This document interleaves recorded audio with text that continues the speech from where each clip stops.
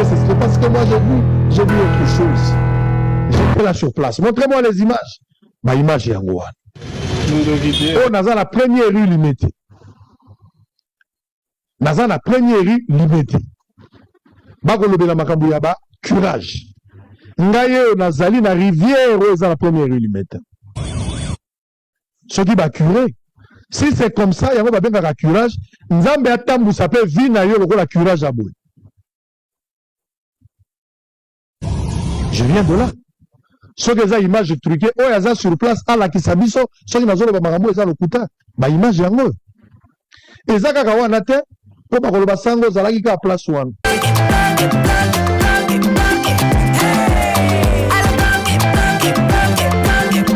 Oyoki elenge ya Congo. Tapelema. Sali musala, balaksa musala. Ponga na constater que musala ezate par rapport à mbongo. Peut-être je me trompe. Montrez-moi les images. Il y a misala bosali. Nazala boulevard Lumumba. Pour terminer. Na komi liboso ya HJ parce que balobi 79% ya curage de salami na ville province ya Kinshasa. Emirat azoya système bache libaya bakangi muto monate. OK, c'est bon.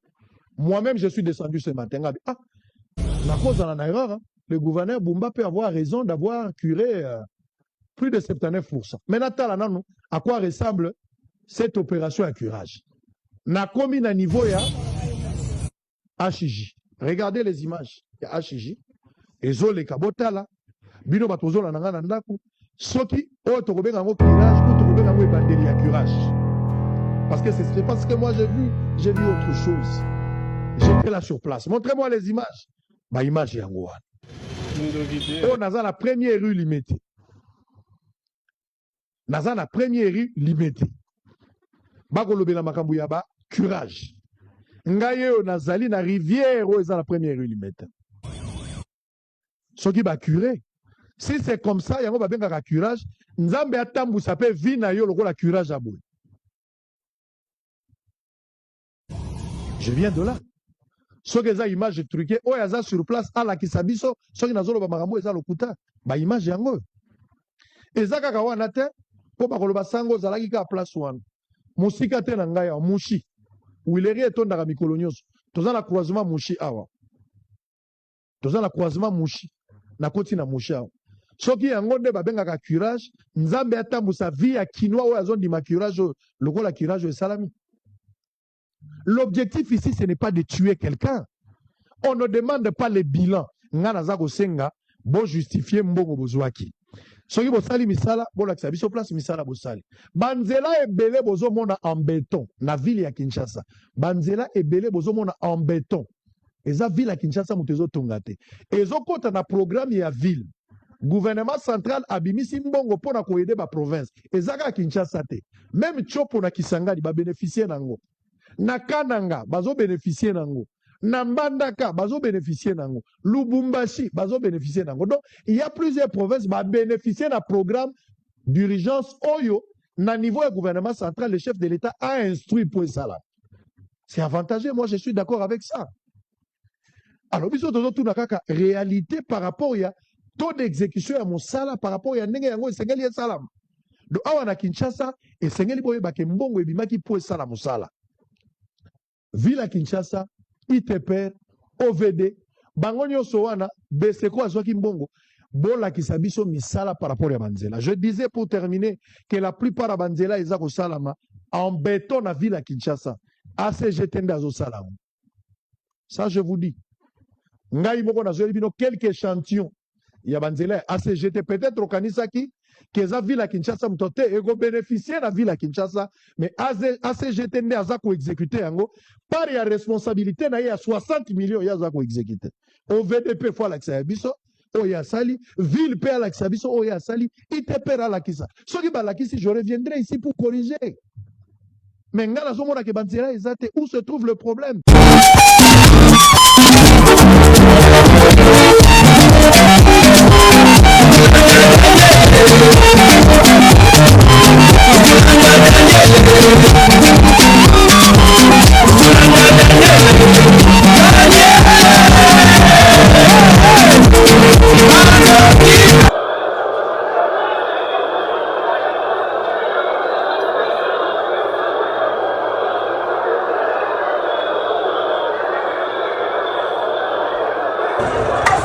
Bakote ni batu ngimbateke. Bakote ni batu. Mibye! Mibye! Mibye! Bakei. Mibye! Mibye! Mibye! Bakei go.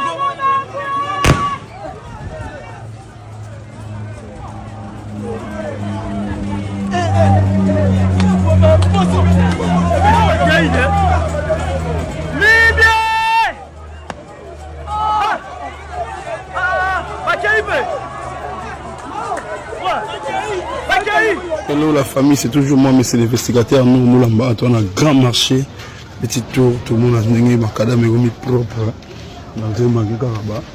Ils m'ont dit c'est des faux là. Toujours dans le cadre d'investigation, le programme a besoin de timber la vision qu'on a mboka. La possibilité de tout balan de besoin en dehors. Il y a République démocratique du Congo et tous ceux qui sont les diaspora donc le marché en ça évolue, mais le monde y a beaucoup. Alors tout le monde a Sabine c'est comme souper ça la passe dans le thème. Soit tu dis des ben il y a pas mal minene. Et que l'on a la salité au exact place tout que la Sabine. Nous sommes déjà là. La carte de gare à Sabine, là où il faut arranger et là où c'est bien, on dirait que c'est ok. Là où ça va pas, on dirait que ça va pas. Toujours dans le cadre de la suivi, vulgarisation et l'action du chef de l'État. Surtout dans le volet infrastructure dans la ville provinciale Kinshasa. Donc, chaud. On est là donc au Talabine Mogo. Ciao. Et bien voilà, nous sommes là à tout ça. Dans Bokassa, c'est là où on continue dans le marché. Bota la Sigani Bateka. Le lundi, ce bois, il y a vraiment foule à Batouti à Bateka. Vous voyez à côté, il y a des maisons d'habitation. Donc, ça a été dans ma cassia. Ah, ce bâtiment, il y a des bennes. Il y a Pam. Il y a ça là où il y a ça a été et tout. Donc, j'interpelle les autorités compétentes de la ville. Va dépêcher l'équipe rapidement pour. Ah, Penda. Ça ne va pas. Voilà, donc, ce bâtiment, il y a des bennes. Il y a Pamba, autonomie propre. C'est ça la vision du président de la République. Assainir la ville, qui nous ont un miroir, pas comme ça. Donc, dans ces conditions, il faut la taxe, et puis la salubrité et tout. Voilà. C'est M. investigateur, nous, on a toujours le cadre de la vision, donc, qui dit bâti. Ciao. Qu'est-ce qu'on a fait pour mériter tout ça à Kinshasa? On a fait quoi tout ça, Lini? Et nous, on a raté pour trouver des solutions. Ça, c'est quel niveau de salubrité, ça? Ça, c'est quel niveau encore? Hein? Non, pardon. Ça, c'est en pleine journée sur Poilo, s'il vous plaît. Il y a des policiers quelque part là. Ça, c'est sur Poilo, s'il vous plaît. Mais ça ne va pas dans ce pays. S'il faut y donc télécharger. Mais pas ta moto parce qu'il y a un wata yomoko. Tu as un bandé dans la bloc. Tala Paris mai, tala. Paris. Non, lobata. Tala mai, tala. Lobano nanu. Eh.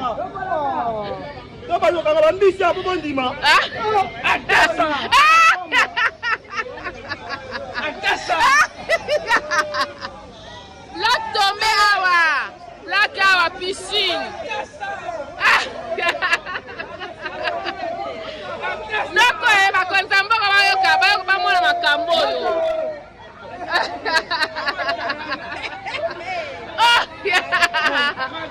Bloc tombé. Bloc tombé.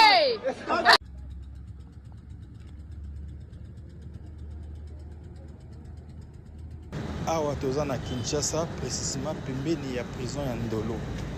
État ya rail eza na niveau critique. Salité o eza awa eza ya masekite. Bakonzi ya onatra. Soki bozali. Bakonzi ya onatra botala kao. Côté ya propriété awa eza pas cité. Soki oke na direction générale na bango ya onatra, oke na gare. Okokuta propriété o eza na gare ya masekite. Mais ce que l'on regarde na gare, otoza même pas 1 kilomètre. Il y a gare centrale. Déjà nzele komi boye. Ce qui n'est Kinshasa eza boye. Et bon on a ba province eza né.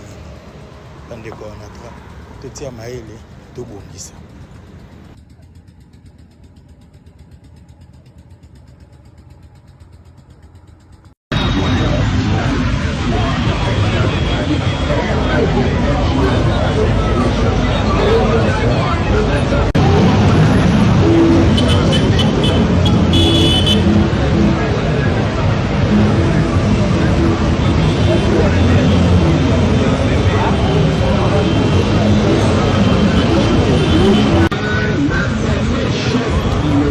Mars, Daniel Bumba est introuvable sur la scène publique et annule tous ses rendez-vous. Coïncidence, un véhicule qui lui serait attribué aurait percuté le jeune Danny Fuelo dans la nuit du 8 au 9 mars, le tuant sur le coup. Selon des témoins,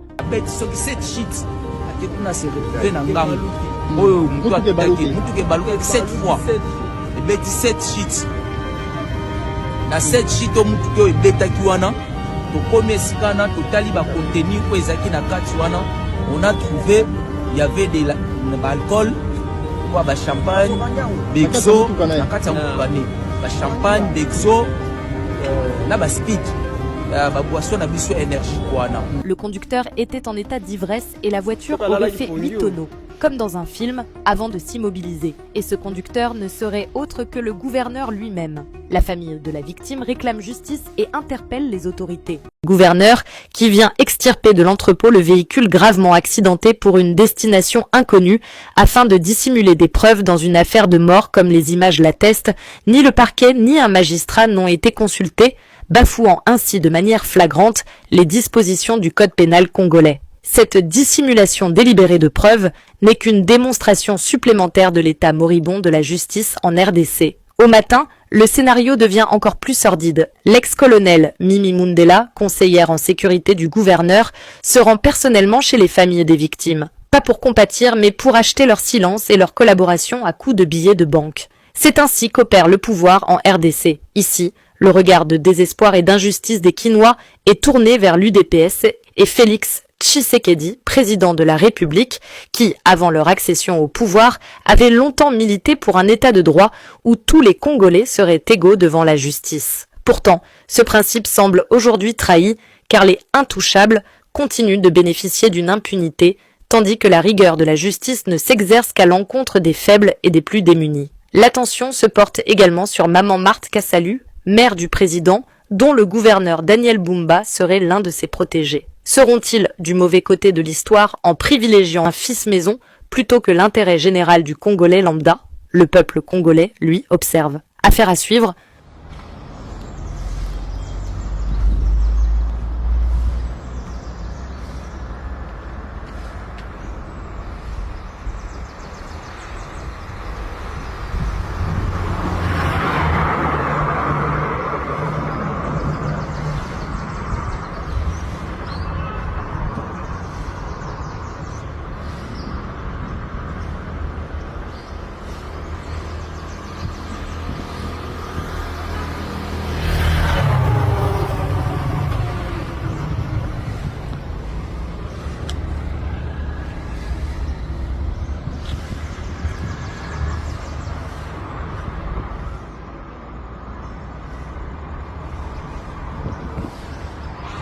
La moto pousse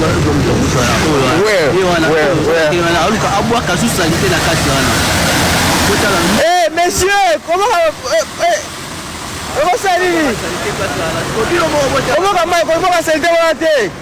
Ah, tu as précisément non plus Gombe, séparation de la Gombe. Mais c'est quoi ça? C'est bizarre. D'accord. Papa, c'est quoi ça? Est-ce que c'est normal? Papa, bordel! Ouais! Esa mibondo na kimbangu baoleka baza bapassager baoleka banini baye kaka wana eza bato so ya kimbangu baye kotoka mai na citerne bao wana misusu komona eza mibondo botala bien na ekole ya kimbangu IPB institut patuli bateke mbakana baza wana nde komona to wana eza bango na bango ekiri wana mingi tu omoni bakambi maboke wana mibondo na mibondo o bozomona wana me mopanzi wana kuna otomona teni kuna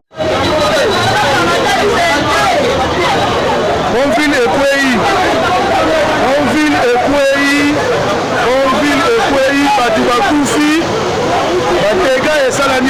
makasi bato bakei badega esalami ya makasi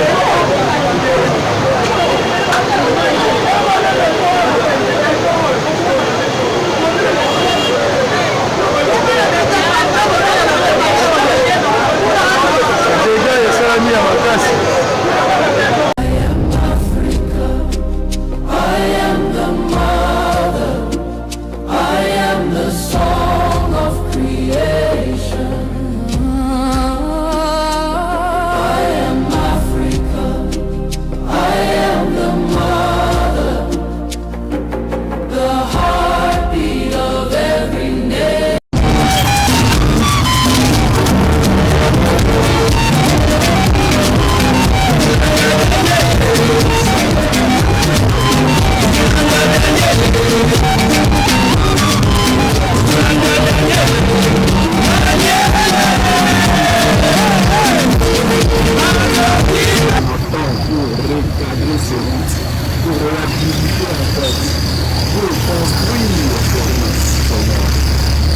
Comment mboka na nga o ngamo na yeba na senga ko ya Congolais te na kacha Congo na koma mal à l'aise ndem kakota kasho mama na ba no poleli difficulté à vie na biloko l'état ko pesa biso